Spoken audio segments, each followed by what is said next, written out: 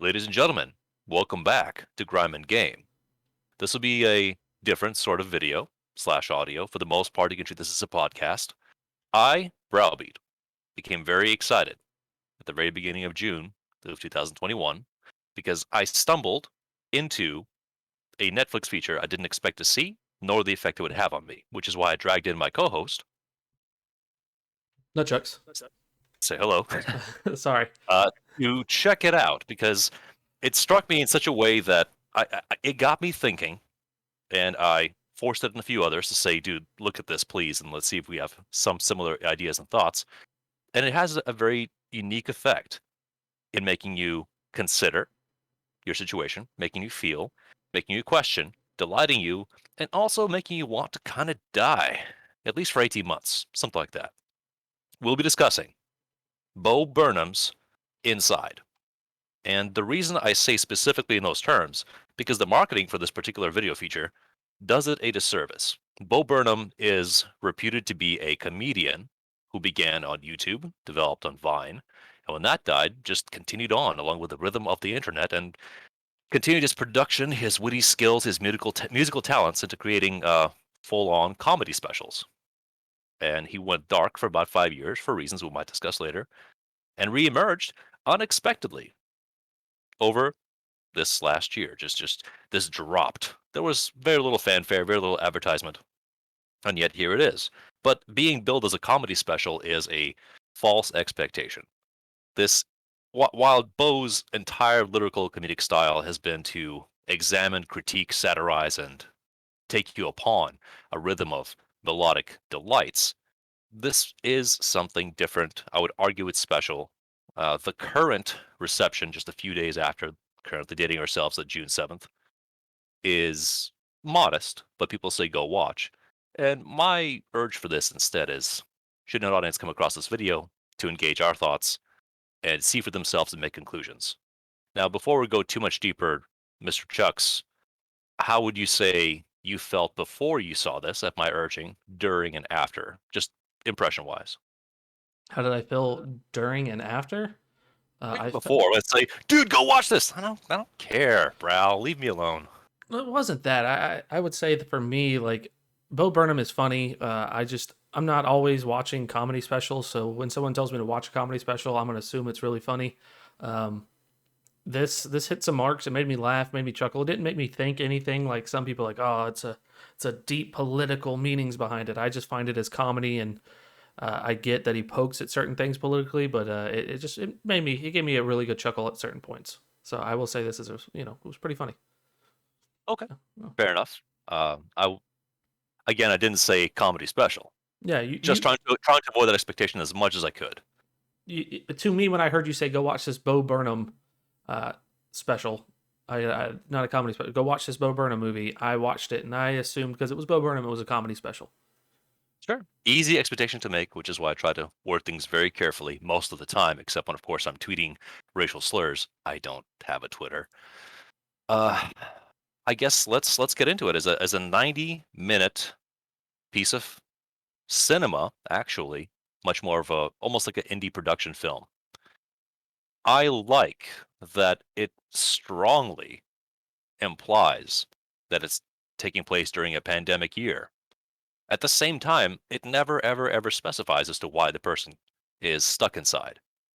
So that idea of isolation, of that separation from everything that you were involved in previously, willfully or not, is placed upon you in whatever circumstance.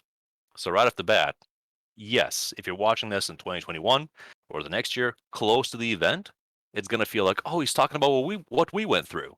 At the same time, if this thing is around 10 years later, because he believes we're done in 7 more years, it will still, I feel, connect to people as an emotional piece.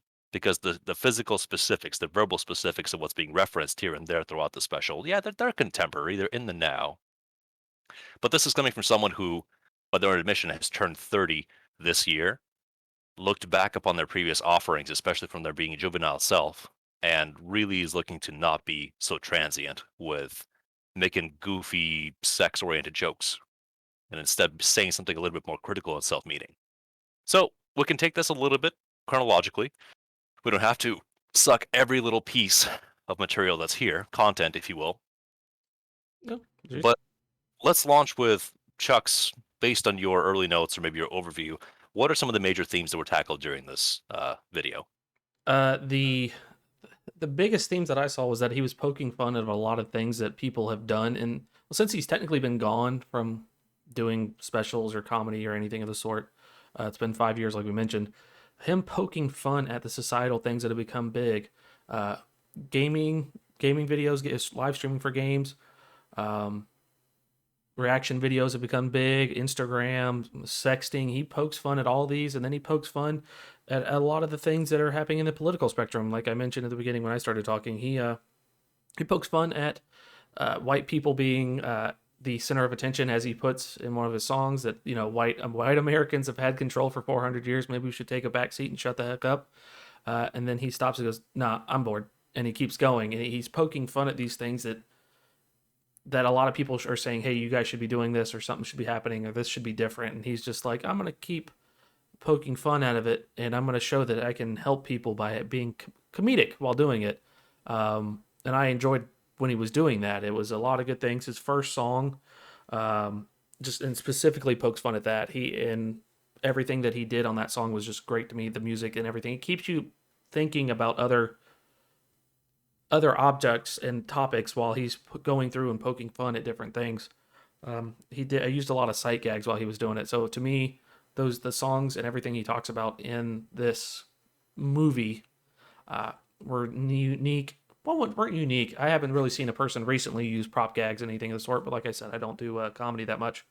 Um, but the way he used it was really well done. Um, so I'll throw it back to you on that end and see what your thoughts were on the first couple things and what you saw in this show that you thought were stuff that he was poking fun at. Sure.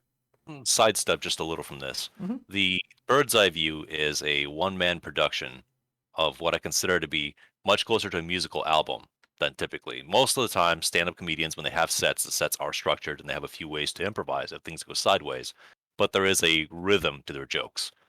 Since Bo plays the piano and other instruments and sings beautifully, knows how to produce music, much like a good album, the flow here is structured to take you to specific rhythms, bit to bit to bit. And initially, as Chuck says, things are fairly concrete and specific to popular topics. And of course, the songs themselves, and there's about 8 or 9, I think, in a special. A lot of them have share motifs. They're brief. They're about between 1 and 3 minutes, depending what they're doing. And then there's a couple of bangers right towards the end, structurally, as it makes sense, as you have a strong lead, but you bury the good stuff right in the middle, and then you have an emotional finisher. I really appreciate that rhythm. So, as a conceit of somebody who's mandated to stay inside in quarantine and operate somehow, the initial bits that are discussed, as I have a few notes of specifics, are wanting to interject the self into the discussion. The initial question is, why would you make a comedy special? Why would you make jokes? Who can laugh at a time like this? And he offers solutions.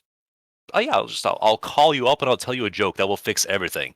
Is someone invading your house? Are you smelling burnt toast? Well, either you're having a stroke or you're burning your toast. Yeah.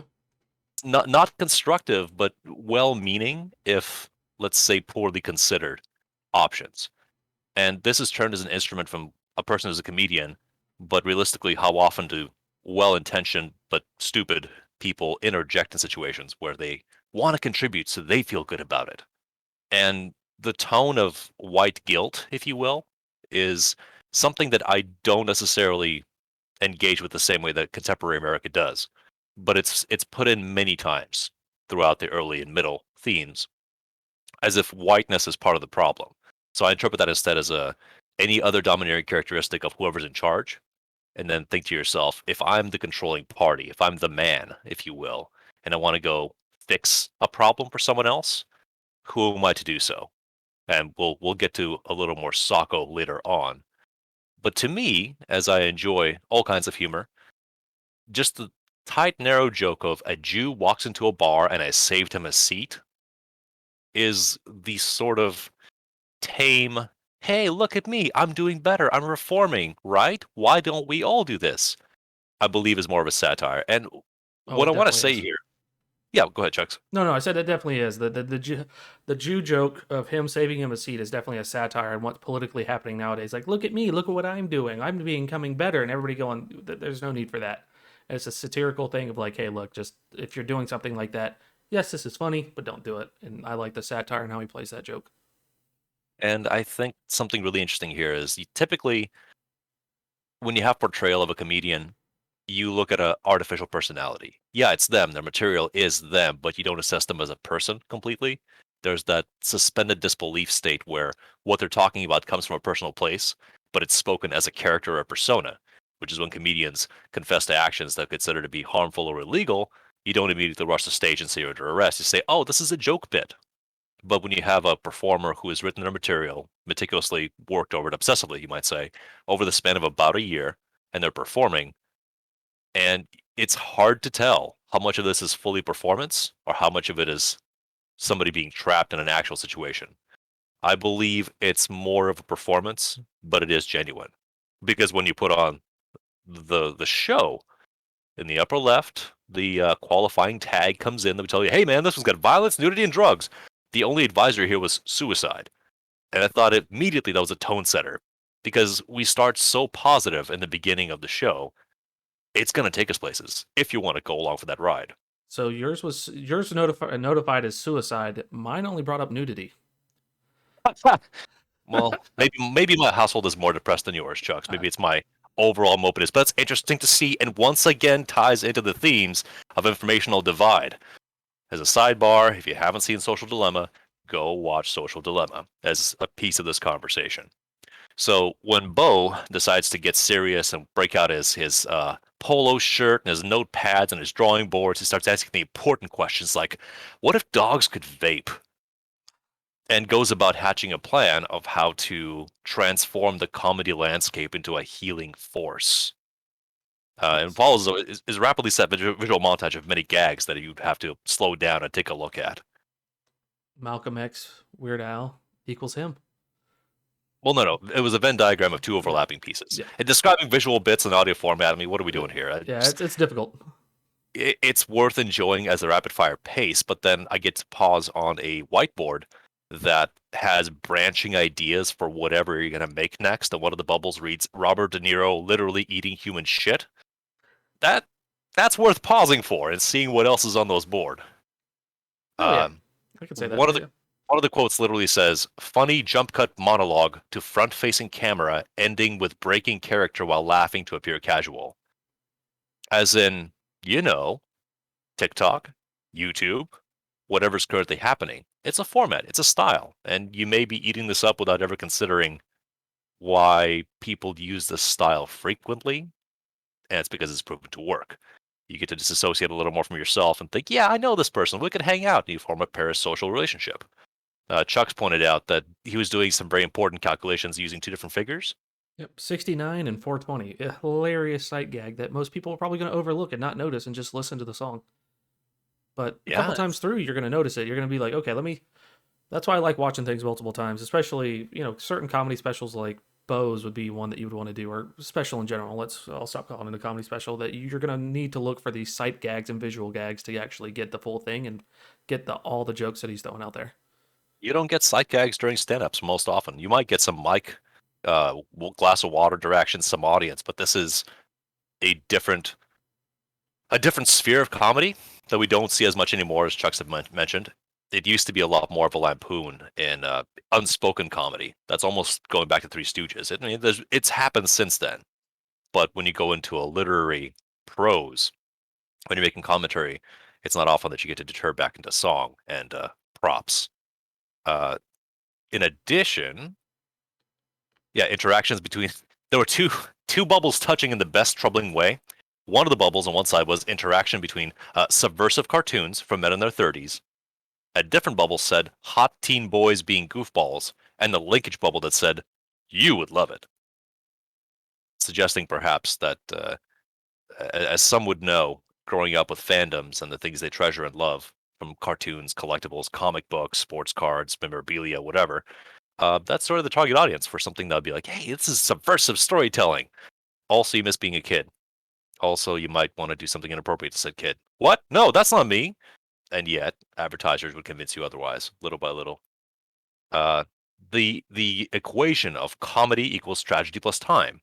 Well, if time is money and tragedy is 9/11, is comedy 9/11 plus money?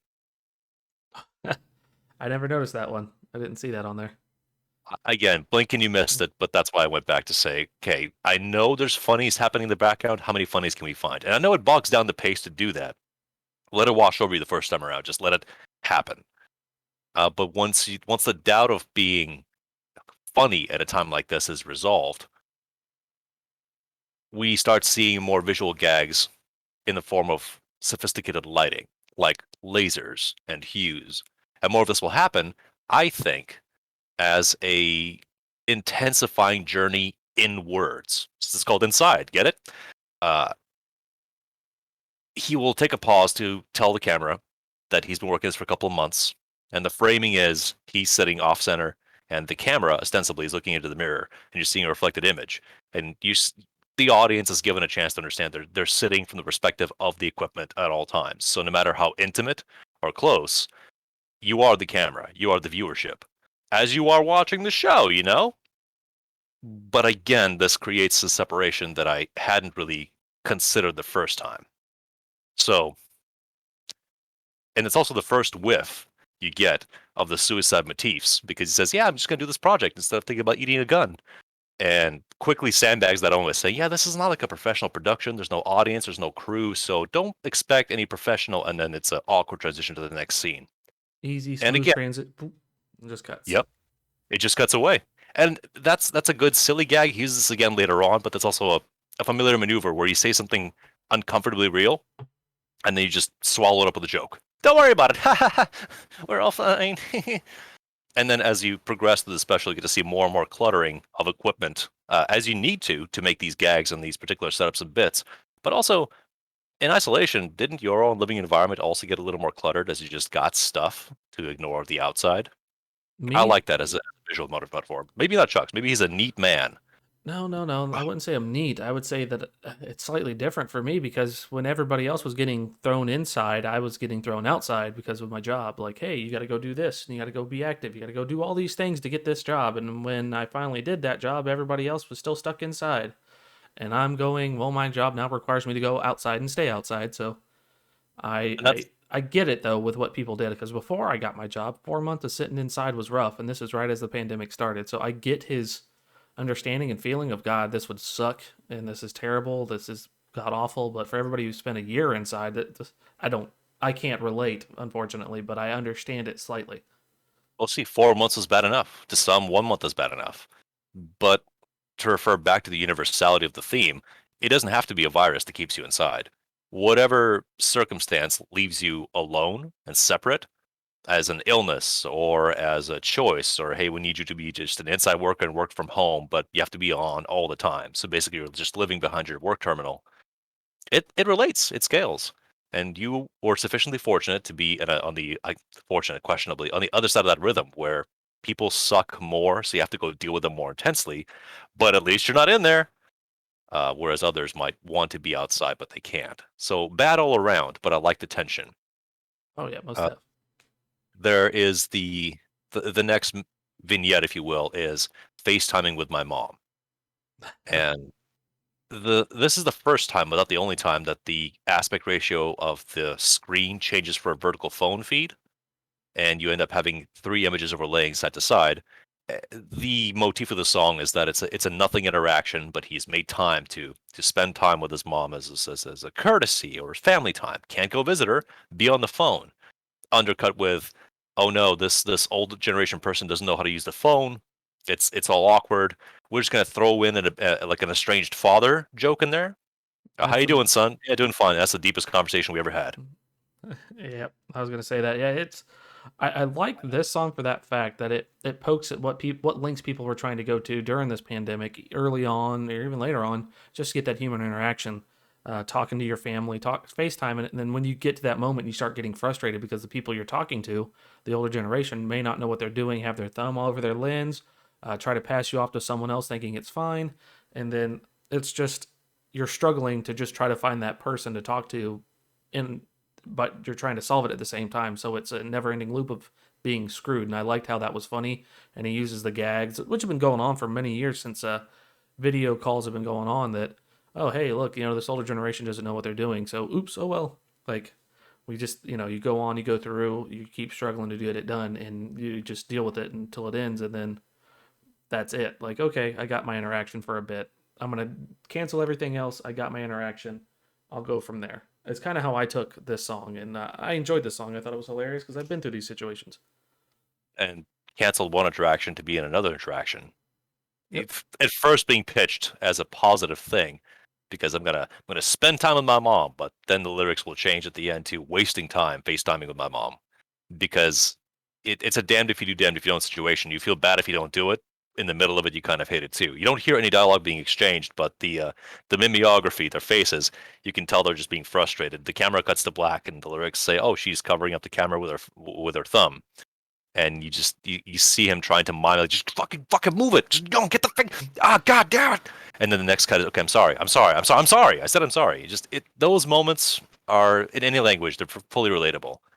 At least from personal experience myself, I can say I dearly enjoy seeing my parents when I can see them, and then inevitably we start fighting. It's gonna happen. It's a question of when, not if.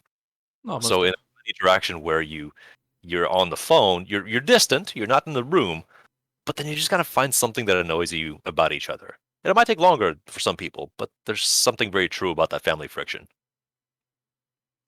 I, I would say that there you have a point there with that family friction part. Like even with these situations, that the family friction is going to keep adding up over time on these, and you're going to get there. But then at the end, you just apologize and deal with it and move on. Um, I did like the FaceTiming with my mom and the transition to how the world works, and that Well, was I enjoyed how that worked. Like, oh hey, I'm FaceTiming with my mom, but this is boom. Now let's talk about how the world works and let's how these things go and let's keep moving on. And I enjoyed that slight transition of that song. Now, what was your opinion on how the world works? That's how the world works. two notes, the linkage here I wrote down. The handling issues of the technology are just a highlight of the generational disconnect and the gap that happens to every fucking generation. But the one that's there, that's hip and with it, that's cool, thinks this will never happen to me. That gets brought up later. So how phone works becomes how world works, which is quietly brilliant as far as overall pacing. But in the end of the FaceTime sketch, we get our very first Tyler Durden moment. If you get the reference, you I do. you zoomer. Just a brief flash, just a little snippet of Bo in the bottom right corner. What could that be? So we arrive at how the world works, which I wrote as the overpolished control narrative and warm hues of light that serve to placate and disarm the audience, meant to be off-puttingly positive, and then the beginning is a happy, jaunty toned. The birds help each other with the flowers, and we all give a little bit, and we're happy. We're working together. That's how the world works. And it's clearly a over saccharine, sweet children's fable. And then Bo brings out a guest, as you would on Mister Rogers shows and such like that. Oh, look, here's a puppet, and it's a sock. Why puppet? Why would you weigh in on the conversation? And the puppet says, "Are you sure? Nothing that I said. You haven't said yourself. Oh, come on, puppet. Just go ahead and contribute a little bit." And what are some of the broad things that the puppet says, Chugs? The cops are working to help the pedophilic elite. God, I'm trying to remember everything he says because what got me Built the about blood. oh yeah, the world's built on blood. Uh, the destruction of the left is by the neo-fascist liberals. Everything he essentially says in that is something that a lot of conspiracy theories would say. Now, I want to bring up. You mentioned Mister Rogers and stuff about Sacco. Yeah. I and it leads to what Sacco states. It's hey, he essentially says at one point, this isn't about you, but he's being a white guy saying, hey, this is how everything works the way I'm telling you how it works. And Sacco's coming in saying, no, this isn't true. Don't listen to him. It's bullshit. Um, the world doesn't work the way that he's telling you. From A to zebra, birds help the trees, honeybees, pollinate, get stuff from pollen, help pollinate. Instead, it's Yeah, global corporate interests separating the people from means of production. correct. Whoops. Yeah, like wait a minute. I do like what Sacco said though. Like, hey Sacco, where you been? In a state of paralysis sleep. When I'm not on your hand, I'm just there. He's essentially Schrodinger's cat. He's not live or dead. He's just there waiting for him to be used. I thought that was kind of hilarious that he knows what's going on. Um, A, a liminal state of terror. I can see it, but I can't do anything about it. about it. I'm aware, but that doesn't help. Yeah, and Sako being that kid's mascot too, it just makes it great because you're expecting, like, with most of those kids' mascots that come up, like, oh, I'm gonna keep singing along and make you think everything's fine, and it just pisses right all over everything. Like, nope, nope, nope, this isn't how it works. Uh, Corporaties are pushing down the people. The left is being ruined. My job, along with politicians, are there to help the pedophilic elite. It points out things that most Do people love kids. uh, you it points out everything that everybody with the conspiracy theory that everybody pushes down would think is crazy, but is also somewhat right with how laws and things are made and how certain workers and everything are being done. Uh, and it made me love the song even more, even what he does to him at the end, because it makes me go back to everything when he's like, "Are you gonna behave?" And he's sitting there and he's like, "Did you not listen to me?" So he starts taking the sock off, and Sokko's like, "Wait, wait, wait, I'll conform. Hold on a minute. Don't do that. No, no, no, no, no." And he's like, "All right, you gonna behave now?" It hints back at the very beginning of the show by saying, "Hey, look, you're not listening. White people are in charge. They're not gonna care. They'll just put you back right where the fuck it's gonna happen, and you better deal with it because this is how the world works." And I like Yes, that. the myopic lens of self-actualization for Whitey's, as he put it. Yeah. I wrote this down as a high-level authority check success in a Disco Elysium flavor because the puppet laid down a few bars of truth, and the administrator behind the keyboard possessing the arms. Do you remember whose arm you're on? Yeah. Are you sorry? I'm sorry. Say I'm Sorry sorry. what? Sorry, sir. That's right.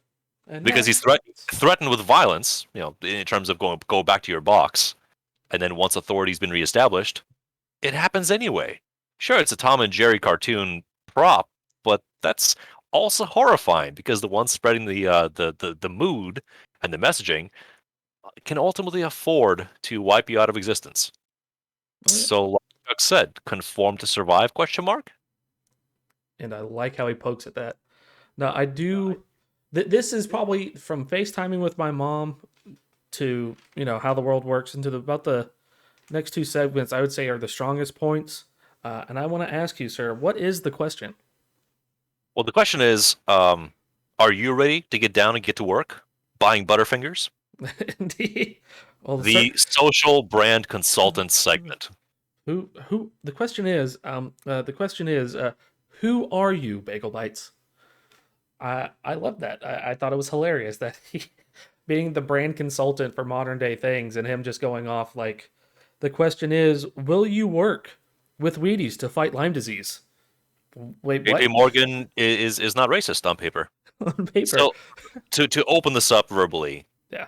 the satire of the sketch, which is filmed in black and white with wonderful logo type and looking like the necessary Silicon Valley hipster consultant, is that major brands to create brand awareness exist in the blogosphere. They exist online. This is every social media outreach they can through highly sanitized, marketed, overviewed, polished accounts, so as to appear more human, benign, and relatable, even though they're corporate entities and basically just there to give you a dartboard to throw your money to. But the way in is you've probably encountered various tweets of fast food chains calling each other out using basic smear campaigns or responding poorly or well to whatever topical issues come up. And people begin to really care. People who participate with this and either throw shade or props or engage in any way are just feeding into the engagement machine and somehow begin to assign human traits to products, to suppliers, to providers. So when you have Bagel Bites or JP Morgan or Twinkies or what have you, perpetuating the idea that you need to have a strong identity and have a voice in this whole discussion, that whiplashes us right back to what do you have to say about this, Whitey or collection of Whitey? Your informed opinion is not necessarily helping because ultimately, as stated in the sketch, the engagement is there to drive more brand awareness. So it's $4, it's back to control, but it feels and can be read sincerely, flatly, on its face. And people will take it and swallow it and say, man, I feel good about my choice. I'm glad I went to Target this today because Target said something very quippy about the recent developments and whatever. That attachment is only further damaging, I think, in one's agency to exist independent of brand identity. And that's hard because for the last 70 years, people have been conditioned in many Western parts of the world to associate a logo with worth, partially self worth, because that's what I'm buying to put on my body. The Nike and Adidas wars have been legendary. Poor Fila. Oh yeah. No, well, this kind of reminds me. I don't know if you've seen the recent.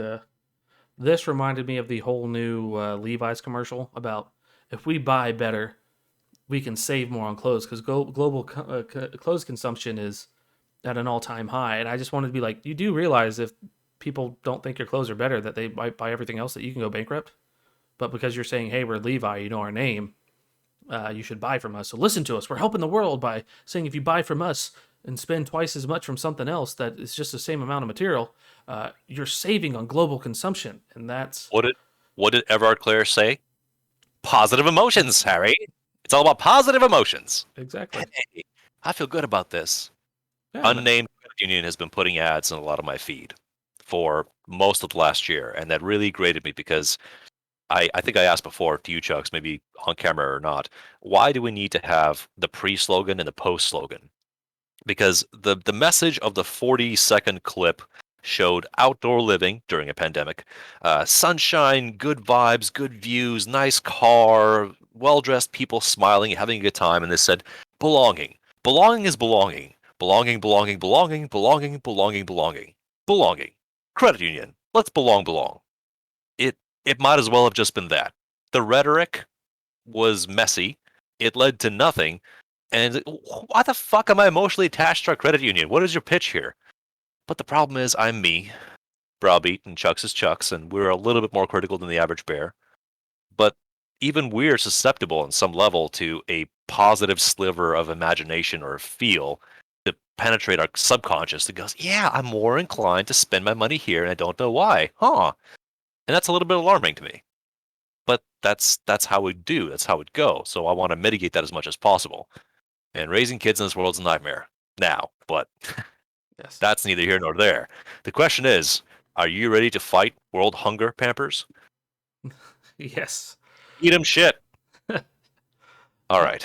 Well, lots to say. Lots to say. This is one of those specials that you might even just watch it through and say, haha, I like the songs, and then just have weird dreams afterwards because things are artfully intimated towards. Yeah, I mean, you're gonna get so artsy that you're gonna be like a white woman's Instagram, sir. Oh God, white woman's Instagram. So a visual element that I didn't really catch on the first time. I saw it, but didn't think about it enough. Uh, the camera once again squeezes from the left and the right to give us a phone-style display, and the song lists tactile, enjoyable things. A poem written in the sand. A golden Labrador in a crown of daisies. The question is posited: is this heaven? Or is this white woman's Instagram? And then, of course, Bo spends the time. Is all these gags have incredible setups, considering it's one guy with all the equipment he can get his hands on, and just making the best out of the space available. Very inventive. I dig it a lot. All these kitschy, cute things with sweaters and the little pumpkin candle and the string of lights, the jar of lights, and it's all absurd. It's all completely perfunctory. But a large segment of people is very used to just engaging in that and taking it sincerely. This artificiality is representative of your cozy life and existence, except it only works for the content that's in the frame of the device capturing this snippet of existence, because that's not your life, but you try to make it your best. And we're fucking addicted to it, to the point we're modifying our lives, our minds, our bodies to try and chase this. It's kind of crazy. And I'm not sure if it's an objective good or evil. I don't think it's any of those things, but the way we're going about it cannot be healthy to any long-term results, I think. But also, I'm old enough to question this. Chucks and I and a whole generation will be the last to remember the world before smartphones. Not even the internet, just smartphones and Instagram and a visual representation of a world that doesn't exist. But relates to one, is similar to one, because I've seen a coffee table made out of driftwood before, and the driftwood made me feel very good about myself. I thought, how kitschy, how fantastic, how nice. I mean, I bought it on sale. I didn't pay the guy who made it, but I feel good about myself. So I'm just going to wait for the perfect time, the perfect lighting, arrange my items on the coffee table, take it, and submit it to the world for validation, because that's what's important. If you want to weigh in, Chucks, I've got more after this. Oh no, no, you're essentially nailing everything on my head. I get a kick out of this segment just because like I stated when I first mentioned about this, he pokes fun at everything that has become relevant in the past 5 to 10 years that has blown up on the internet, like a white woman's Instagram. Making one of the funniest things that I found about this song was that a contributing a quote to MLK that's from Lord of the Rings. How often does that happen? Quite frequently, but people don't realize it, and it's hilarious. And he's just poking fun the stupid stuff these people do to get the gratification from society. It made me laugh. Triggered everything that I thought of. Like this is exactly it. Uh, you know How this per profound, how deep, how great. Right. Writing on a sand, taking photos, I miss you, mom. It's been 10 years since you're gone. Da, da, da. It goes on and it's hilarious because it's not just Instagram. It's a lot like nowadays any social media. People are just posting these things to get gratification, and it made me. To me it was hilarious. To some people, they probably thought, "Oh, this isn't very nice. How are you You making came fun of that?" across you came across a very important moment that I completely missed the first 2 times I saw this. And then I glimpsed it in somebody else's brief analysis, just an impression. But that was a great detail. Right as there's a picture of mom, Bo begins to read the uh, the description, the comment underneath, and he begins to say real things, such as "I miss you, mom. It's hard without you." And just for that brief period of time, the frame of the phone begins to drift away because now we're tapping into something real of loss and regret and genuine emotion. Unfortunately, the post continues, and then the writer of the post, the fictitious writer, begins to brag about my job and my boyfriend, and how things are going good, and the frame slides right the fuck back in. We had a moment of something human, and now we're back to hashtagging all the things that are relevant to this meta search to validate the self. And I missed it. I'm very glad I was drawn to it attention wise, and it's I don't know how many people even notice, because they'll just go, yeah, yeah, bracketed phone, gotcha, yeah, bracketed, yeah, yeah, mom, makes sense, mom, of course, cool. Link that to the trip to the beach and the cookies. Yeah, Yeah. I really dug that. I don't know if you caught it. Now I that you didn't catch did, that. it's fucking great.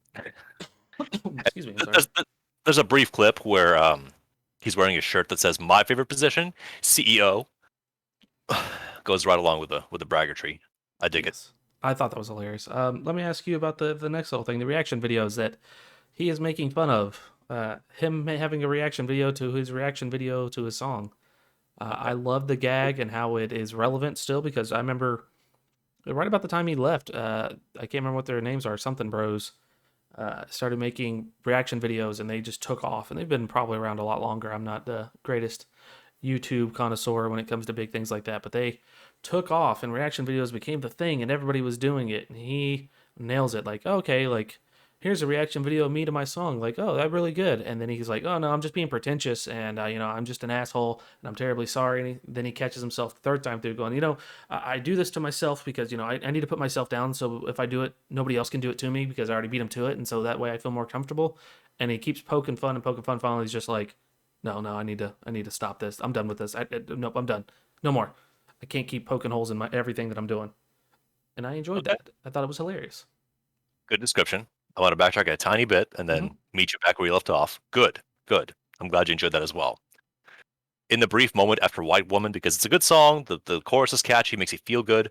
Immediately after that song, there's a shot of Bo in the room watching on a laptop, either A, part of the editing process, or B, reflecting a disaffected viewer in a similar situation watching the video that portrays joy joylessly, just grimly staring at content. And we kind of skipped that in the very, very beginning when he introduces the special. As he goes, he says, "Daddy made you some content. It's your favorite open wide." Because we do just shove shit into our faces as much as we can without thinking about it, either casually. What's the quote? Do you check your phone before you pee or during your pee in the morning? It's kind of attached to us. That however gentle the engagement is, it's fairly constant. And that's why more recently I have started taking issue with the usage of the term consume, because consumption is not just formative. Consumption is fruitless. It is gone. It has not been rendered into something meaningful. It may just be me, but I'd like to try and steer one's partaking of material, content if you want, to be something significant. Because if it was truly throwaway, like, oh, hey, another dog. Okay, cool. Another puppy. Then you did consume it. Nothing good came of this. A slight dopamine hit, that's it. So just the complete juxtaposition of, oh yeah, white woman Instagram, and then just bleak room, once again showing the artificiality of how it was put together. Just another good stinger at how it's not real. And then there is a call out of social media. Remember, he was stumbling over his words, like, well, what if could like just for a moment, like, what if any one person would shut up about any fucking thing? Just shut the Because we fuck up. shut the fuck up. And it's really clumsy with its words, which I really enjoy because Bo is anything but that. But it's this meandering, approaching the point sting where everyone is talking about everything all the time at the same time and nobody's listening. So how about we just settle down for an hour? Might not help. Maybe it's something. So immediately after this, you get the brief music clip, about a minute, perfect for a TikTok, about unpaid interns talking about effectively slave labor, somehow legal, barely people, unpaid intern.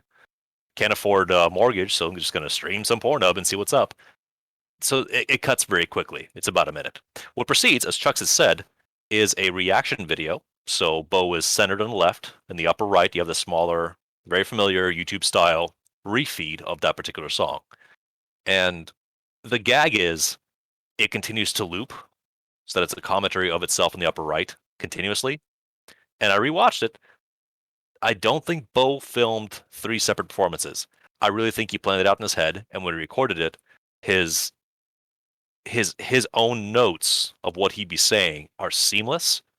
So by the time it's a third time around and he's trying to comment uncomfortably, as Chuck said, about what's happening, how he feels about this, it is one take. I find that very impressive because timing gags are difficult. Perhaps the most significant thing he says is self-awareness doesn't absolve anyone of anything. If you did a thing that wasn't very good, but you knew it wasn't good, but you still did it, you're self-aware, and you still did it. You're no less of an asshole.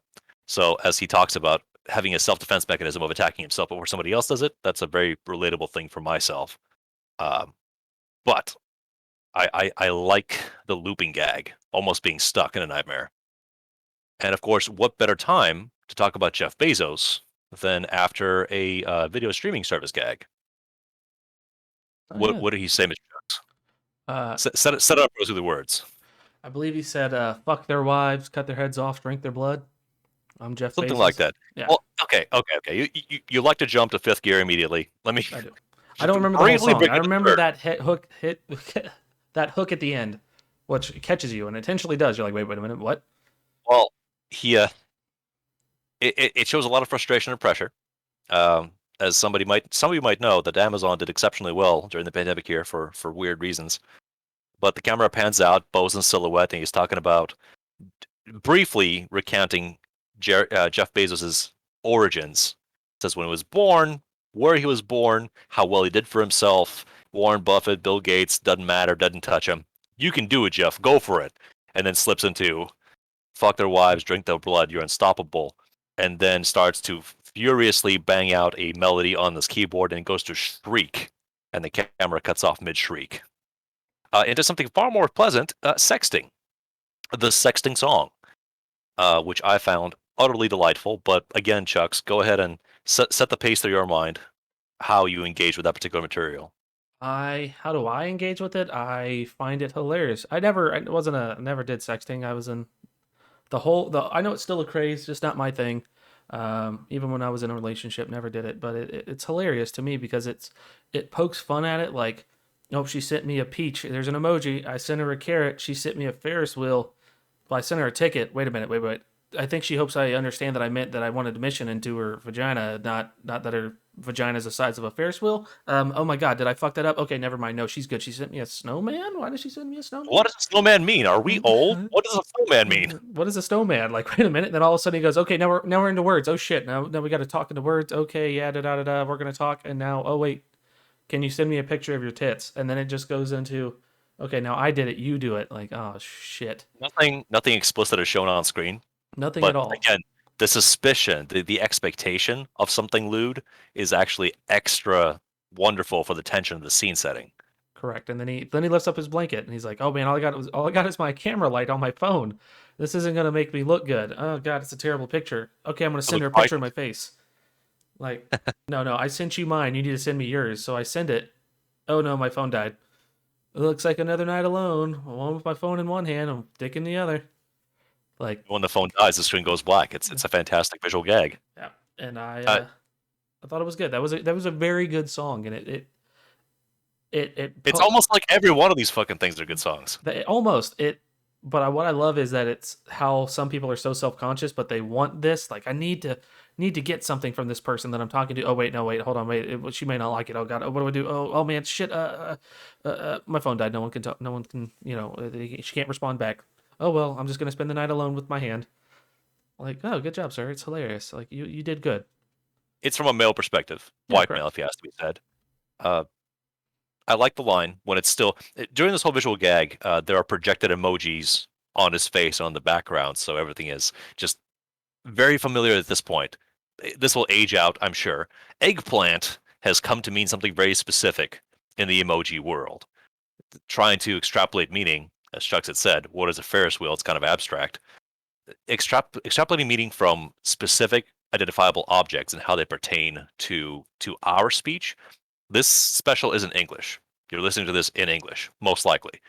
Uh, Other languages in the world work differently where they actually still have pictograms, and the association of a visual element in relation to others creates distinct meaning. The English alphabet doesn't work this way. And yet, the world is trying to come together with pictograms once again, just this time they're digital and cutified. We don't need phonetical diction. We'll just talk dirty like ancient Egyptians. I like that. That was a good line. I forgot about that. That was a really good line. I enjoyed it.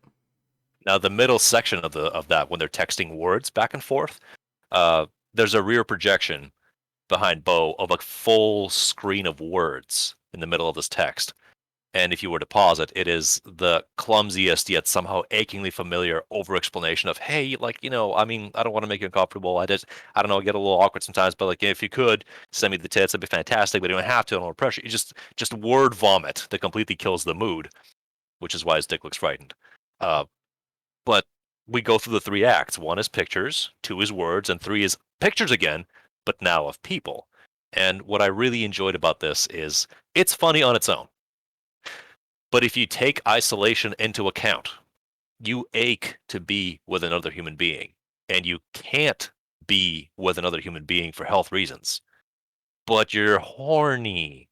So what are you going to do about it? Next best thing that you can, right? We're not discussing chatterbait at the moment. We're still keeping it to texting and phones, right? Because everyone's got the phones. And this is a hollow echo of what you could have, but is it better than nothing? What I really enjoy is the styling of the song is like contemporary pop, very Bieber-esque. I dug that, suggesting that it's as shallow as Bieber's content is. Kind of relatable, kind of like poppy. It's got a guy's groove. He's got the A's, AT&T. Equally cynical. Corporations are everywhere. It could potentially make you comfortable, possibly, because Bo gets some of the most naked that he gets in the special without anything obscene, but just kind of out on display. And I like that at this point in the show, we're starting to drift away from politics and involvement in economic systems. We're just getting down to I'm horny. What am I going to do about this? I did like that little bit where he's talking about that. He's laying on the pillow. And keep going through, complaining, talking, and just like, I'm horny. And then it just cuts. Like, We're okay. we're getting we're getting more rough in principle. Hmm. Uh, Immediately after the sexting video, there is something that you now know in your bones. It doesn't matter what you browse, you know this. This is the channel address video clip where the camera is just below Bo's face looking up at him and goes, hey guys, just a quick update. And he's basically doing a channel update status. If there's more stuff coming, there's more content, don't you worry. Except at this point, Bo is holding a knife explicitly, a sharp one that's going to jabbing at the screen And of course, it's meant to throw you off. Like you've mentioned some dark stuff before. Are you gonna cut yourself on stream? What's gonna happen here? He doesn't. But the entire setup is off-putting because you've seen this on your feed for your favorite creators that do their faces on camera. And when the bit ends, he just holds still with that artificial smile for like 8 seconds. And again, if you're paying attention, your brain will begin to peel away into layers of I know what this is, and I don't think I like it anymore because of how artificial all of it is. And you don't know if the person's going to hurt themselves for attention or because they're just so messed up by the dynamic of performing for strangers all this time. I found it to be a maybe a little more shallow address, but I enjoyed that moment as a recognition of something that's happening currently in the mediascape of what we participate in. It'd be weird if a senator did it, but you could see it happen. Any other takes, Chucks? Of No, that particular you nailed that pretty down on the head, sir. Right on the head. I'll give you that one. hey. It was at this for me at this point in the special, it kind of started dragging more and more and more to me. Like it got Well, yeah, it gets heavier. well, not just heavier, just like it wasn't as funny, so it didn't keep me as It was never entertained. meant to be. It was never meant to be. It That's wasn't. exactly why fucking saying it's a comedy special is a mistake. It is not. It's billed as one, but you're expecting like, well, tell me a dick joke. Well, I did. Yeah, that wasn't funny. Yeah, that's the point. Yeah, no, don't get me wrong. I understand that, and it started dragging and dragging and dragging. Like I said, when I'm watching it, I was just sitting there going, "Okay, this isn't bad." And don't get me wrong, it caught my attention, especially the bit where he's talking about the shit he did as a kid. Like, "Oh, I dressed up as Aladdin. Is that offensive? I didn't do brown skin, but I did dress up as Aladdin. I should probably burn it. Wait, is burning it bad? Is that okay? Am I allowed to do that? No, I shouldn't burn it. What do I do? It is it plays a lot on the people pulling up past things from Twitter, Facebook, Instagram, whatever you got on social media, and putting people saying, "Hey, you deserve to be taken out of your job, whatever you got to do because you did something bad in your past," instead of saying, "Hey, look, I made a mistake," like just admitting it ahead of time. And him doing it was funny. It got like you said though the special got heavier from the sexting one, and to me, it lost some steam. It plateaued right at the sexting and kind of lost a little bit of steam, but it didn't go too bad. Don't get me wrong on that end. I didn't quite enjoy it as much. So I got So you didn't enjoy him recreating a Jessica Biel music video, being sweaty and lit dramatically with a evening light, it, seeking pens and doing exercises, and I, sticking a ball into his navel. I did not enjoy it as much. No, it was funny. Don't get me wrong. There were certain things that were funny. Just didn't it wasn't as funny as earlier. Like I said, it peaked, plateaued, and then dropped off slightly. Not a big drop, slight drop for me. You It, mean you don't enjoy the cruciform imagery? no, Trying to martyr himself, like, oh please chastise me, which is in itself a highly indulgent act because as he's looking backwards, as you said, through digital baggage and things he's done in the past that may have aged poorly. Nobody corrected him then. They might not now, and he's terrified of please somebody punish me. Or okay, I'll do it first. I'll hit myself first. It'll be fine. But he also called himself out earlier by saying being self-aware is not an excuse. that So he's in this weird place where he craves forgiveness, but it's entirely for selfish reasons. It's not to do better or be better. Maybe it is, but it's as false as various social media uh, videos calling for appeal. Because again, drive that engagement. The way I read it, but I understand why you checked out some more. I was hooked on the satire from the beginning, but I guess this didn't connect enough. Where you go, meh, this doesn't affect me. Like the getting older part, okay, cool, I can recognize that. But everything else, I'm out of here. I'm not no, here to douse myself in sweat and go up against the wall. I like I got the visual gags, but just to me, like I said, like specials and stuff that I was billing as comedy, when it stops getting funny to me, I just kind of, like I said, it didn't drop off too much on the jokes. There were certain things that were still funny. Um, that being one of them. Then the live streaming one being fun of it, making fun of live Well, streams and how he's going through and what depression he's happening, and him being hold like, on, hold on, "Go ahead, racing ahead. But go ahead." that is ties to the mistake I addressed in the very beginning. That is why I don't want to call it anything surrounding comedy. It isn't. It's an observation, a criticism. Funny things happen, but precisely because you preformed an expectation of what this video is going to be about, like you would on YouTube or anywhere else. You feel disappointed that your expectations weren't met, and that's why I don't want to call this a review. It's a discussion.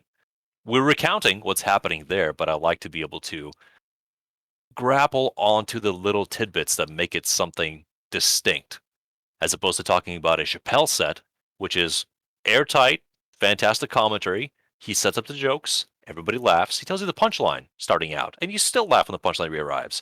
That's wonderful joke crafting. This is not that mood, No, especially when Bo turns 30, ostensibly on camera. like It's I'm gonna spend my last 2 minutes enjoying my of my my 20s. 20s, Yeah, and he just looks at the camera, and then it cuts to the next one.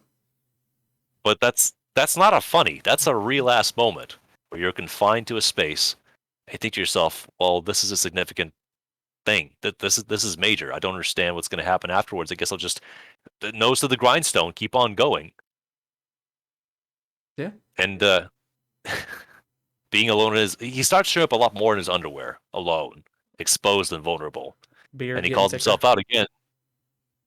Yeah, beard getting thicker. Well, you remember the visual gag in the song he was singing next about turning 30 was flashing the phone behind his back to make a visual effect, Hmm. and it's him getting angry at the time that's fleeting, addressing the Zoomers, saying, "Well, when your phones give you a mental disassociative disease in your late 20s, don't come running back to me." Like that bitterness of having lost your youth.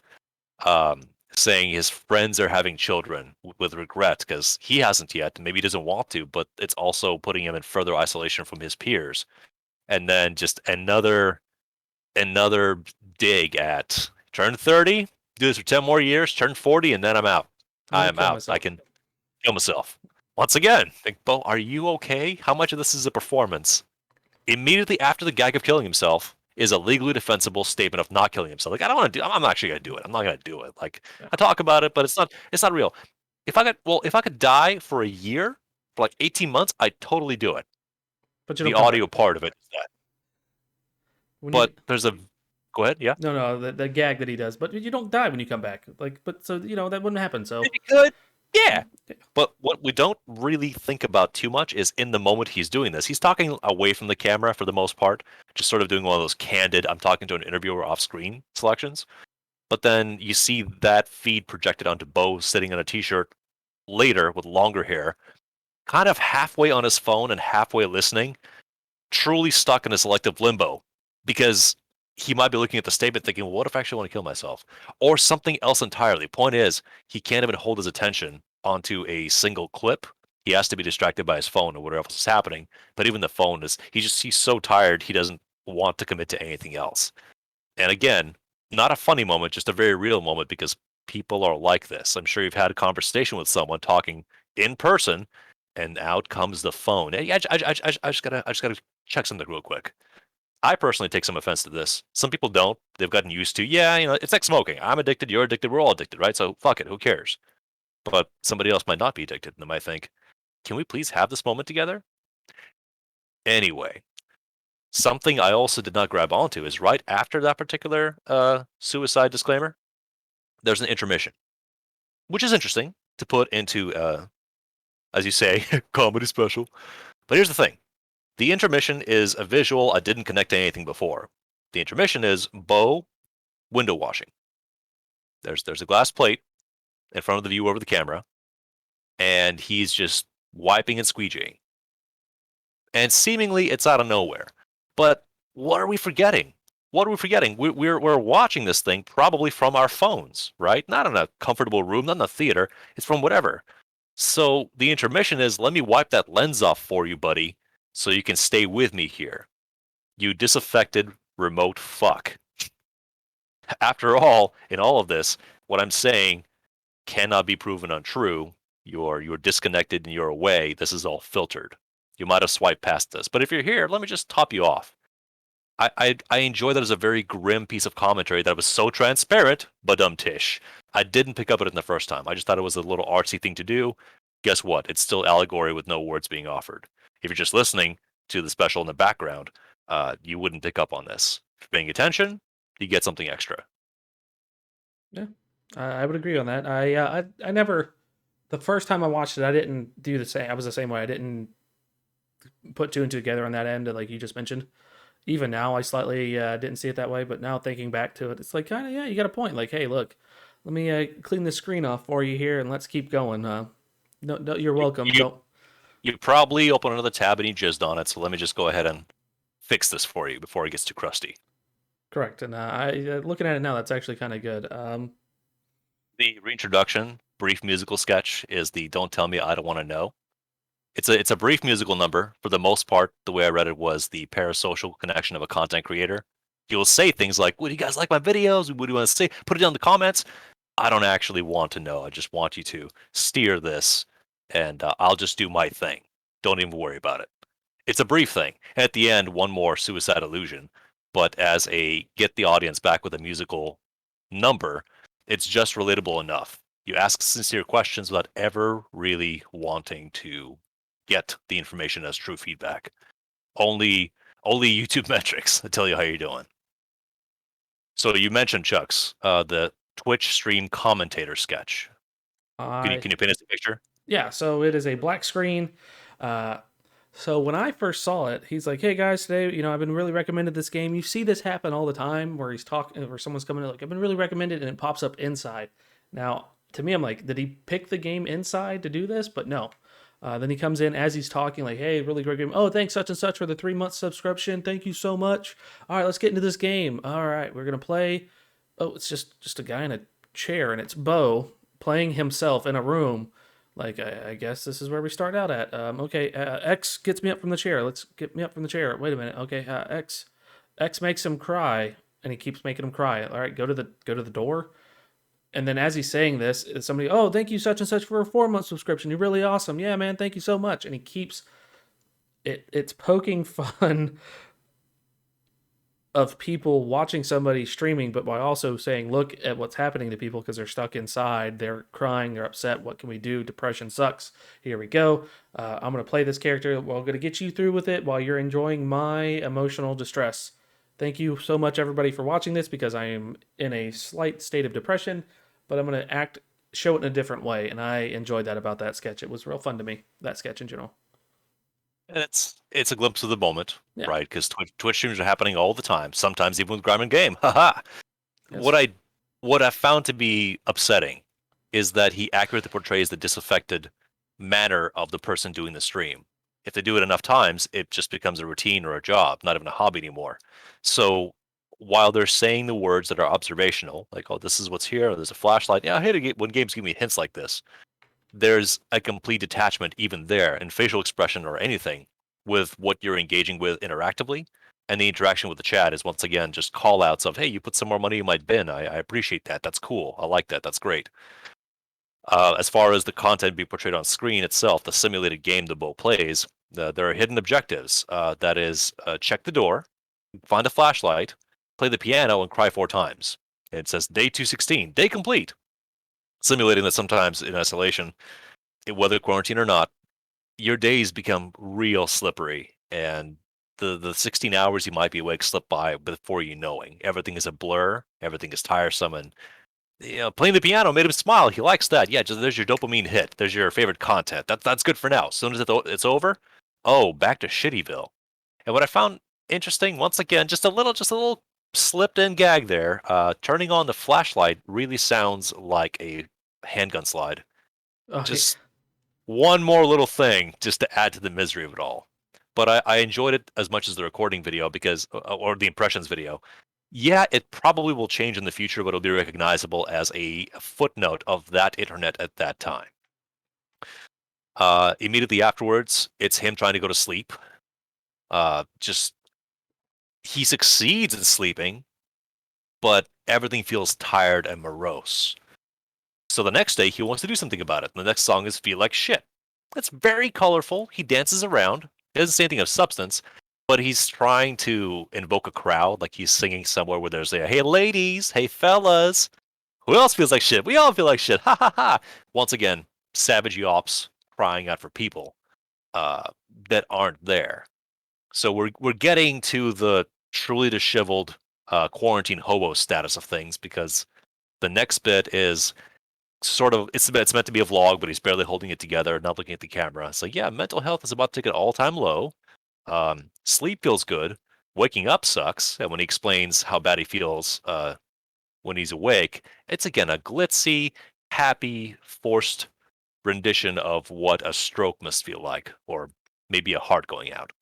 A brief piece, but again, just the contrast between what we allow ourselves to express, how I feel inside. Once again, inside, key word. But who cares about all that? Because banger one, arguably, in my case, is the next song, Welcome to the Internet. And that hit me in all the right ways. It's a longer one. It has a good visual production. It's great on its own. It's jaunty and prankish. Chucks, why don't you give me your impressions and miss the point entirely? I'm kidding. So my impressions on it, it's great. It gives you like a beatnik feel at the beginning of it, but then he just starts talking about how things on the internet, whatever you need, if you can't find it, you're probably wrong. We'll find it for you. There's something there for you. Trust us. And I liked how that he talks about. Want to see a head get cut off? You want to see all this crazy, nasty shit that you can possibly think of? The internet has it. It is great. Please just watch my videos. And the way he does it and says everything in that really resonates with the modern internet culture of, hey, look, everything is on the internet. There's something there for you. Just sit on your screen and find something and you'll enjoy it. Just be there and enjoy that screen for the love of God, and then just be Leave. happy. Never leave. Yep. Can I interest you in everything all of the time? Yep. Apathy's a tragedy. Boredom is a crime. Can I interest you in everything all the time? That's a fantastic summation of the disparate things you listed, because in the lyrics, it's the awful thing next to the good thing, next to the dumb thing, next to the kind thing, and it all coexists together in a mess. Obama sent the immigrants to vaccinate your kids. But please, continue. Oh no. I am good. That is what, when I heard the song, it's uplifting, it's upbeat, but then it just starts poking holes in everything about the internet. Like, there's bad shit next to good shit, like you said. Like, all these good things that happened on the internet, there is something equally as rotten or vile or disgusting on there that you can find, and you should enjoy it. So if there is something that you want to see, you can find it. It's on the internet. Be happy. So that So was my interpretation of the whole song. the song does have an act structure, because it has a jaunty beginning, rapidly assaulting you with the different things you can find on the internet. It's incredible. I really enjoy the way the song is written on its own, even context free. But it slows down, and it has this nostalgic episode where it talks about at the nascence of what the internet was. And just a snippet was it was catalogs, travel blogs, a chat room or two. But what's extra sinister in the setting is the tone is such that we wanted you to come find us, whoever the we is. One of my notes was, who is the we in this picture? Is it the sinister corporate cabal? But as technology developed, more information was uploaded to the net, and it grew. And even the little line of, you were using mommy's iPad, you were nearly two, also points to really early integration into our life habits from this generation onwards, basically. Well, I mean, for us, it was what? We were 11, 14, thereabouts. Still young enough to form impressions.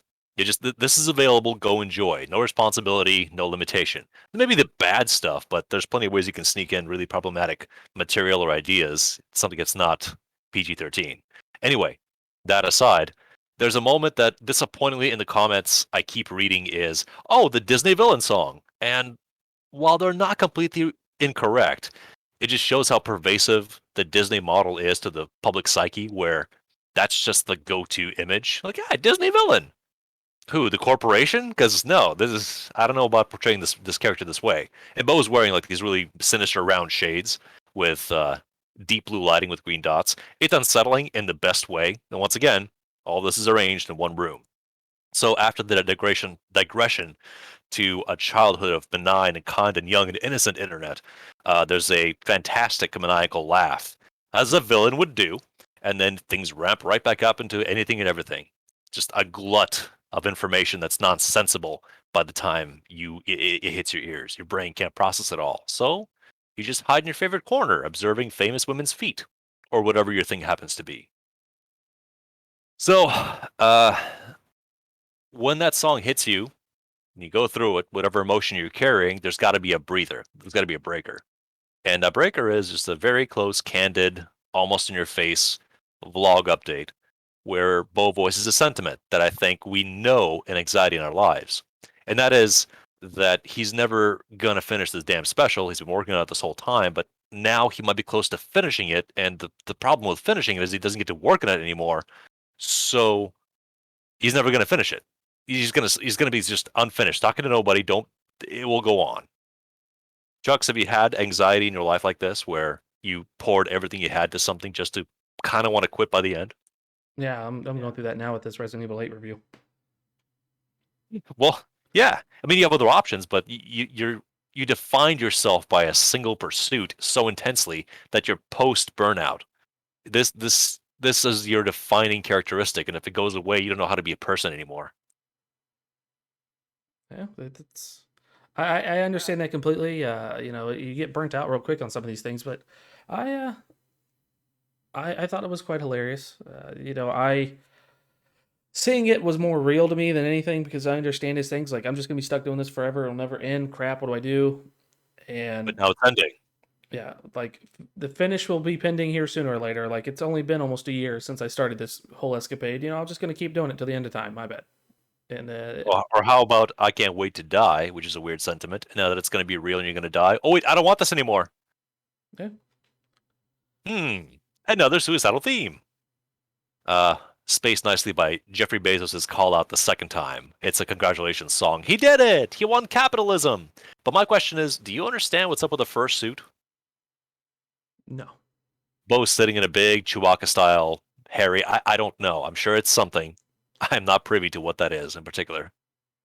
I have no clue. I'm not sure what the heck it was. Okay. Well, you just get a brief cutaway of happy for you, Jeff Bezos. There's a really poignant quick bit as if it's stand up. The mood has changed. Instead of the circular light in the back and then a well dressed comedian or casually dressed comedian on a chair, Bo is like now long beard, longish beard, long hair, sitting in his undies in front of a naturalistic projection of a forest, and he doesn't even ask. He lands a thought that I think is deeply critical and needs to be heard by mindless consumers, which is the nature of the reality that people inhabit in. And the breakdown is that truly what matters most in your life at this point is the digital space you find yourself within. And tangible, actual reality can kill you. So the best approach is just to engage with physical reality outside the same way as with the coal mine. Suit up, go down, get what you need, and return to the surface. Because that's all that's important. What's important is bringing that shit back home. If you've ever watched any kind of blogs or feeds of creators in the wild, you know what that looks like. People who just fish for snippets of reality to then highly edit and press that online. People think that's what reality is. And it's really worrisome because it's easily skewed in pursuit of validation, sponsorships, and future fiscal success. But if you never question it, you just think that's how things are done, that leads to social deterioration very rapidly if it's done at scale. But we can't leave that thought alone, so instead, we're going to follow this up with a pirate lamination map joke. Because that's what's the deal with airline food, right? That's a little too much truth to handle right now. How did you enjoy those two particular pieces, Chucks? I enjoyed both of them really well. They they the pirate laminating map thing was like, oh, I get it. He's trying to ease what he did from beforehand, so that was a good transition, and I liked it. And I laughed a little bit at it.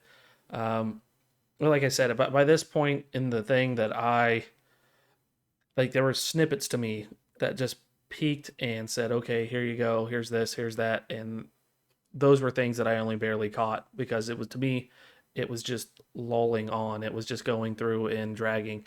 And Now, be honest. Was your phone out at this point?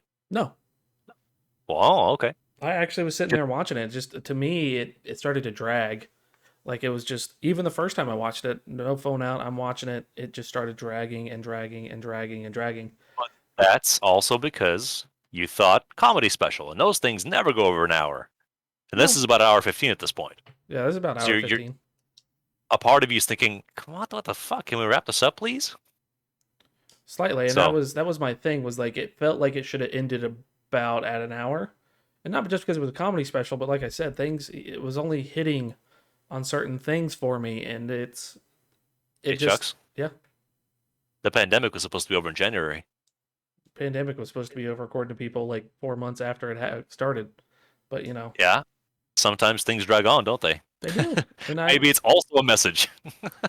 like it like hey, it should have ended here, but nope, we're gonna keep going. And don't get me wrong, I'm not complaining. It's not like it's a bad drop off. Like it isn't significant. It's just a small drop in hilarity to me where those snippets happen. When he hits them good. Just it just started to drag, unfortunately, in my end. That's all right. Well, then, how did the next event, which I consider to be banger number two, Funny Feeling, how did that song go over with you? Honestly, I don't remember much about it. Like I wrote some snippets about it, but it wasn't. It didn't. Like I said, at this point in the thing, it just didn't hit. Like the next big thing to me was uh just him keeps constantly bringing up that he's going through depression, and his struggles were just the big things that I kept taking away from it. That it was him trying to find ways to make everything that happened in this pandemic towards the end of this special be funny, but he's trying to push through it, and it's just mainly him struggling with depression and how does he deal with it was everything that I got. That's not an unfair assessment. You're right. So I'll talk to some specifics, and then of course we can reconvene there. Uh, that Funny Feeling is a country ballad style song, and but probably there's better artists that do this style. I thought of Billy Joel, but mostly because of that one song he does of not having started the fire. But what happens being listed, similar to Welcome to the Internet, of things being adjacent, the lyrics are deeply discordant, where they're putting things together that are in opposition in design and in principle, or at least stick very funnily together. So the opening line of uh, Ultra HD 8K resolution meditation app, which might just hit you like, oh yeah, whatever, it's a new app. But then you think to yourself, if it's a meditation app, why does it have to be ultra high quality? There are some things I had to look up, like what is Robert Iger's face? And if you look it up, it is, I believe, the current or past CFO of Disney Corporation Holdings. Mm-hmm. So the notion of even being familiar with who that is and why that is kind of absurd in its own. But we know Disney as a monolith just is a weird thing to focus on. The idea of a female Colonel Sanders also gets thrown around as some sort of discussion somewhere online as a thing that may be a fight for representation, but is absurd in a certain sense because we already have an established logo type. So are we trying to shift the ground under your feet in order to capture a bigger audience? I got pretty emotional in the song, just trying to engage with what was happening in this absurdism. And the chorus is this very, very sweet, oh, that funny feeling. There it is again. Uh, the line, the whole world at your fingertips, ocean at your door. I don't know how many people will really examine it the way it hit me because whole world at your fingertips, the internet, we get it. That's a fairly simple approach to what we do here being interconnected. But the ocean at your door makes you into an island. So pandemic or not, if you dive yourself into the web out there, you are next to no one. You are isolated to that particular myopic lens of self-actualization or just straight browsing. You become unrelatable and unassailable, and that's not a good way to exist socially.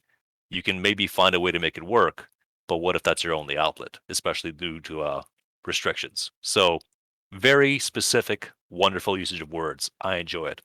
Another surrealist line from the song is reading Pornhub's terms of service, going for a drive, and obeying all the street laws in Grand Theft Auto 5. Again, in what circumstance are you at that point in your life where you're going to a pornography site and you're concerned with terms of service? Is it because you're going to upload something that breaches them? Is it because you are looking at how to monetize? Or are you just so burnt out on what's already there that you're just reading the bylines and the terms now? Similarly, Grand Theft Auto 5 is meant to be this wild celebration event of rampant id, explosions, mayhem, but you're so done with it all, you're just trying to drive like a normal person or a good person, better than normal, actually. all of these little pieces fit together as the collapse of a marketed world order that we had experienced in various degrees over time. And now that there's a terrible stillness sitting upon you, no matter what time it is, if you're thusly disconnected, you got to ask some serious questions of, well, one, do you want to stick around? And two, what can you do about it? If there's anything to be done. If there isn't, how do you proceed forward? So, being a jaunty ditty, this song still felt very soulful and just kind of cruel in its way. It's beautiful to listen to, but as you listen to it, you feel yourself like falling kind of away from anything resembling normalcy. Maybe I overthought it, but I suspect that it was very tightly crafted and specifically put together. And of course, as I'd asked Chuck's, there's a thought in Disco Elysium called derealization. And if you Google derealization, it's not too far off that looking around your environs, the things that seem to make sense before start to really disconnect. So you're falling into oblivion in a sense, a liminal state of being, actually. So way to draw that back. Now, to question at this point, there was a different microphone for pretty much every setup, and I was really curious if that was for performance reasons, like it just they look different or better, or if the microphones genuinely uh, have different effects that are desired for various bits. And Uh, again, you've got all the time on your hands forever working on this fucking thing for a year. Why wouldn't you research all the little pieces? There's nothing else to do. So one more narrative detail. Uh, After that piece of musical conveyance, there's a brief bit where Bo can't even get himself to do an update video saying that things aren't going well. He just panics and storms past his equipment, knocking it all down, highlighting how much clutter there is in the space. Because if you had to work from home or do various things to try and cope with whatever's happening, you probably have transformed your space into something that's quasi livable at this point. Maybe not, but I like the idea of the walls closing in. It's not the walls; it's the shit you brought home to cope. And at least personally to me, the last, not last, the penultimate song that Chuck's at least had called out, be that being "Hands Up," is also introduced by a similar detachment and inability to really verbally address the camera anymore. And the camera through the mirror zooms into the reflection of the camera to give us a fairly abstract song that can be interpreted in any number of ways. But Chucks, if you want to again give me your impressions, the song "Hands Up." hands up. Oh man, the Did that song did that one is get you? that one got me into the aspect that it's mainly about, hey, look, I'm doing this. I need a gratification for why I'm doing this. So give me your hands and put my hands up. Uh, Here I'm in this situation. It sucks, but I'm doing this for y'all. So show me some love. Is kind of how I interpreted that song the whole time. It's not a bad song. And then when he runs up and grabs the camera and starts telling y'all to put your hands up, and it's like, okay, it's it's funny and it's showing the state that he's in at this moment. Like, I really need a reason for this to be good. So somebody tell me that this is good, and I want to be back in that situation that I'm doing these things for people, that they show me that gratification, is what I got out of the song. I don't know about you. What did you get out of it? Well, it goes back to the term that I don't want to use, which is comedy special. The preamble to the song is a slowed down recording of Bo talking to the audience from a different act he'd done, let's say 5 years ago. Um, Basically engaging with the audience, asking for one more thing to do with them. And it's at this point a bitter memory because it's been a long time ago, and it's haunting him as a piece of purpose. And he can't have the audience because there's no crew, there's no audience, it's just him in a fucking room with all of his rampant thoughts and imagination. But as he says later in the song, he had recovered well enough mentally to not have panic attacks anymore, he believes, and he wanted to get back into stand up comedy. And of course, global events prevent that from happening. And as a line, pretending there's a laugh track or a real studio audience is the funniest thing happened instead of the pandemic happened, which again is why this cements to me a universality to the requirements of a quarantine. You're isolated for various kinds of reasons, and this is relatable because of this. So he is desperate to get it again, but he also has to confront the possibility that he won't get it again. So maybe being overly bleak, I interpreted the song as a give up, as a last rite or a dirge, basically his suicide song, where everything is breaking down and he wants that last gasp of validation and contact, realizing he won't get it, and going through the motions anyway, and getting angry at the camera because there's no one there, but he fucking needs the audience. Uh, and then breaking down past words, hysterical. I found it to be powerful. I also noticed, I don't know if you did, but the time counter on the camera was completely maxed out. It was 4 nines, 59, 29, 59. I It, I noticed so the time counter on it. Yeah. I mean, that reads to me like time's up. There's nothing else after this. Nothing matters anymore. This is where you drift away. Now, it could just be a delusion. It could be a moment of weakness, his all-time low, as he said. Uh, but I again strongly lean into the themes of he's going away now. There's nothing more after this. But it's sort of a trancey meditation because the lyrics are open enough. The only time it's more specific is you say the world is ending, honey, it already did. In a way, he's right about current events, but it could just as well be emotional, where it doesn't matter to him anymore. There's no more world to pursue and be. This is all there is. So I found that to be also a reference to a completely different musical artist, Trevor something. His There's a lot of electronic music that's also very similar to esoteric, emotional, kind of bleak. Not very hopeful very often, but I like that overlap in my mind of a similar state of mind. The Ultra Paranoia album, especially, is sort of the end of one state of affairs and the beginning of another. So I'm not even talking about the musicality. I've discussed none of really how the songs flow and how they hit your ear, free of context of the comedy special or such. So worth it for the music alone. You don't have to read into anything. That's my job. But hands up ends. Excuse me. And he wakes up the next day. So it's not the end. There's another morning. As I wrote down, how many mornings have there been? That doesn't matter anymore. Life continues. You still want to survive. And the footage is the sort of a xylophone soft version melody of Welcome to the Internet, but it's him putting together the special. So maybe he had a rave night. He got a lot of emotions out there. Wakes up depleted the next morning. Still alive. Got to work on the special and just figure out the lighting, figure out the setups, etc. I found that to be an interesting coda, or at least a landing point from the wild, savage expression of what's left of his heart. And then as what he introduces as the possible ending song begins, which is effectively the ending song of the special. And I really enjoy how the first shot that is shown of the song is kind of a grainier, lower quality visual filter on the camera, and his hair is short. So it's believable that he didn't cut himself into looking put together again at the end of all this to pretend like it was the beginning. I think that it really was the beginning draft version of the song. And he executes a composite version of all the motifs. It's like almost like a medley of touching on different elements he sang about before in the beginning, when his imagination or his viewpoint was more focused and more specific. Like, hey, let's talk about cop violence. Let's talk about white women's Instagrams. Let's talk about this. Now it's all past that. He's just back, circling right back around of what's a joke anymore? Why does it matter? And he lands it.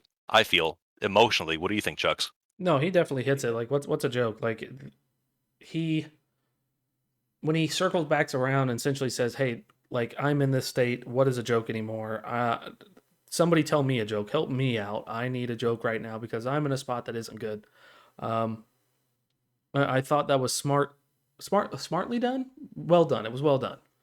It was in the aspect of, hey, look, I'm at the point like at the beginning of this, I was excited. Now I'm at the end where I'm burnt out and I don't know what I want to do. Does this need to end? This has been tough. Oh my God, help me out. Somebody tell me a joke. Come help me, please. And I thought that was good. I thought that was really well done for him to add it in that aspect. Like, come help me. Somebody tell me a joke. Help me out. Or even a challenge. How about I sit on the couch next time and you tell the jokes when no one's laughing? Go ahead. Show me how easy it is. Yeah. Being very aware of what he's been growing up to digitally for the last 14 years, as he said, because he was afraid that he regressed back to his previous self. Like he actually didn't know growing up whatsoever. And I'd written down that he's aware of what's happening culturally to himself and others. He's not immune from it. And then when the spotlight's on him, there's a shot where he's not explicitly, but he's nude, and the hard spotlight is right on him, and everyone else is talking at him as far as Are you joking at a time like this? That's the equivalent of what we mentioned earlier of going back to your digital baggage, digging up your history, and saying, "What about this out of context, huh? Huh? You want to get canceled, buddy?" So the terror never really leaves you. I think it's delightfully self-aware, even if it was perfunctory. If it's just a, I don't think it's a fake moment. I think it's a very real moment. But even if it is completely artificial, it's well put together. So our last two bits. One is that exhausted, look off to the side, microphone slowly up to the lips, and I think I'm done. Once again, ambiguous as to done with the special, or I'm gonna go hang myself now, whatever happens to be. But by that point, when he says it, you believe either which one. It has been a roller coaster for this person. It's taken way too long to make whatever this is. That not everyone's gonna like even because Chucks, I don't fault you for this. I'm a little upset, not upset, disappointed. But I get why you go. This is still going. Like, can we be done? I understand that. It hit me in a way that all of the pieces are necessary because they connect and shape something that is meaningful in expression. But the last thing that occurs is we see the shot of the room uncluttered with any hardware, any production equipment, and there is a light shining from the crack in the door. So, for lack of any better ideas, Bo goes outside past the door that he's been trying to get us open this whole time. And it turns out to be a set that looks like a house. As he steps out, the door shuts. We don't see what he sees, but there's a light on him, and there's audience clapping and laughing, welcoming him back maybe, but he immediately goes to dart back inside, but the door won't open, and he's panicking and bashing at the door ineffectively. And of course, the scene also changes to show us that this is a projected video feed on a wall, and Bo is sitting watching this happen in his head, basically. And it's a very nice Joker-esque moment where it finally becomes funny to him. The absurdity of it all becomes funny to this person who created it, but again, at what stage did they imagine or execute it? What do you think about the ending, Chucks? Is that as good as Gurren Lagann or no? No, it's not as good as Gurren Lagann, but I get it. I like You what he did. hated it. Huh? You hated it initially. Yeah. Originally, I hated it. Yeah. I would say the ending is what needed. It's what it needed to be. Like him showing, like, hey, I wanted to come back to this, but oh shit, now I got here. What do I do? Get me back. Let me back inside. And like you said, it shows it as a visual thinking. Like, okay, I did this. Is it going to be okay? Do people are people going to like it? It goes back to everything he talked about earlier in the special. Like, I do these things, but I put myself down. I hope y'all like it. Please tell me what y'all think, but don't really rip into me like, oh God, I want to go back in. It's not going to be good. My anxiety's getting back. Let me back in. Let me back in. Oh shit, shit, shit, shit. And I like that about it. It really hit on what everything the special was about in my end. That ending, like you said, does bring it back to the beginning and loops it and connects it all together. But it really, the ending was pretty good. Shia LaBeouf claps. Yeah, I would say Shia LaBeouf claps. Actual cannibal. Well, I know you're not really fond of long form discussion like this, but I hope that this was a good experience for you to try and express your impressions. I know that my notes list is more exhaustive, but hopefully this was not a torture for you. No, it's not. I enjoyed it. This was something you wanted to discuss. Like I said, by the time we got to me, by the time it got to about 50 minutes in, it just started, it hit its plateau. It hit its peak and it plateaued off, dipped down a little bit in quality in my eyes, and just kept going. It isn't bad. The ending brought it all together, made it all one nice little bow, which some specials, some movies can't land. He landed it really well for him writing, editing, and directing this all by himself and doing the jokes. So I give him props for doing what he did, talking about the things he's talking about and doing it the way he did. Bo really knocked this one out. Very good. And now a brief discussion about the discussion for the audience to have some inside baseball. What do you think about this format of discussion or review in the future? I prefer where it's a more open dialogue. I enjoy open dialogues, freeform discussions. I just have to get it to where we can, if we decide to do movie reviews, maybe we can get snippets of video and clips and all that, and I can work it in there. Or if somebody wants to say, "Hey, we'll do that. Send me the audio. Go right ahead. Let us know." I enjoy these freeform discussions. I like them. We discuss. You know, sometimes one person's heavier into it than the other one. Like in this one, this was really You're really big into it. You really enjoyed it. You told me to go out there and look at it. To me, uh, I enjoyed Inside. I don't think I enjoyed it as much as you. You took some really good notes on this, like long, informative notes. My notes were snippets about each little segment up until about the end when it peaked off for me, and I'm just like, okay, here's this. He's talking about this.